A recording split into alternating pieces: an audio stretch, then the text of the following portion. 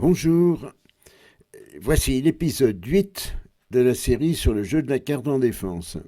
Cette donne n'est pas très difficile à analyser si vous faites les comptes correctement. Voici la main. Sud joue 4 cœurs. L'entame c'est le 2 de pique. Au mort, on joue le 9. L'as en est et Sud joue le 5. Vous êtes en main en est. Qu'est-ce que vous jouez? Mettez en pause, faites les comptes, réfléchissez un instant. À vous. On compte les points. En Est, il y a 7 points, au Nord, il y en a 14, en Sud, il y en a probablement 11 ou 12, ce qui fait que Ouest doit avoir 7 ou 8 points. Quelle est la forme de la main d'Ouest?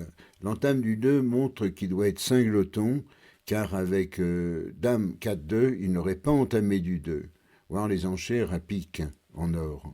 Il n'a probablement pas de point à cœur et pas plus d'un valet à trèfle. Ouest a donc ses points à carreau. Mais avec As-Roi, il aurait entamé l'As et avec Roi-Dame, il aurait entamé le Roi. Il a donc As-Dame de carreau. Quels sont les levées du déclarant? Il a 6 cœurs, 3 piques et 2 trèfles, si on le laisse faire. Et en défense, on a un pique et 2 carreaux. Mais cependant, si on arrive aussi à faire une coupe à pique, on peut faire chuter. Alors comment s'y prendre? On pourrait faire couper pique de suite, mais dans ce cas, Ouest ne pourrait plus faire qu'une seule levée à carreau. Si Ouest rend la main, le déclarant aura tout loisir de défausser ses carreaux perdants sur pique et trèfle. Il faut donc d'abord jouer le valet de carreau. Si Sud couvre du roi, Ouest prend de l'as, mais ne doit pas jouer la dame. Il faut qu'il joue une petite carte en espérant qu'Est a le 10 pour reprendre la main. Est pourra alors jouer pique pour la coupe en Ouest, qui, à son tour, pourra jouer la dame de carreau pour la chute. Si Sud laisse le valet maître, Est pourra jouer pique tout de suite pour la coupe et la chute.